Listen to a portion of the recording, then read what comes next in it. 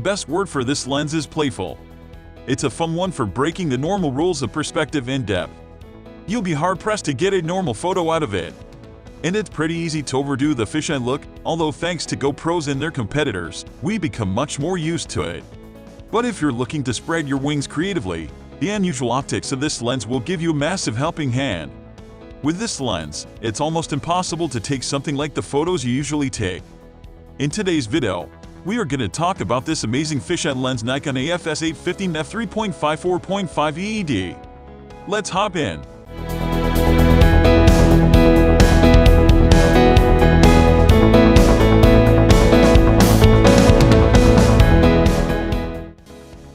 Overview: Nikon AF-S 815 f3.54.5 ED fisheye is something of a me too lens, following directly in the footsteps of the Canon EF 815 f4L Fisheye USM, which was launched 7 years earlier.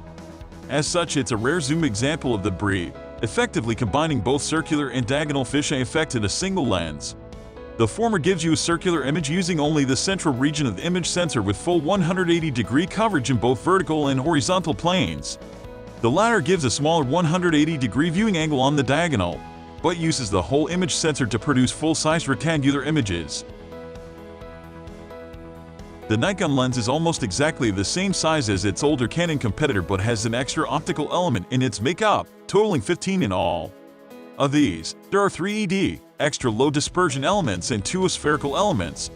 Nikon's super integrated coating and nano crystal coat are used in conjunction to minimize ghosting and flare-in.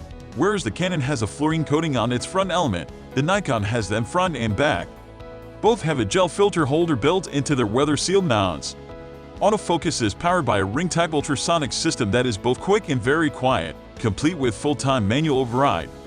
Aperture adjustment is courtesy of a similar electromagnetically controlled diaphragm, which is more unusual for Nikon. However, it's fully compatible with all Nikon full-frame DSLRs. Unlike the Canon zoom, the Nikon has a variable aperture rating that shrinks from f3.5 to f4.5 as you extend the zoom setting. Resistance to ghosting and flare is very good, which is a major plus point considering that fisheye lenses typically take in a lot sky when shooting outdoors. However, sharpness proves slightly less than completely impressive in our tests, in both circular and diagonal fisheye modes. If you're in the market for a fisheye lens, it can be hard to decide whether to go for a circular or diagonal variant of the breed. This Nikon zoom effectively works as both, acting as a circular fisheye on FX, full-frame cameras at the short end of its zoom range, and as a diagonal fisheye at the long end. The added versatility is nice to have, but it comes as a cost, as the lens is about the same price as 2 decent fisheye primes. And it's not the sharpest tool in Nikon's box either. We're wrapping up for today. Hope this video adds extra information to your gadget knowledge. Thanks for watching.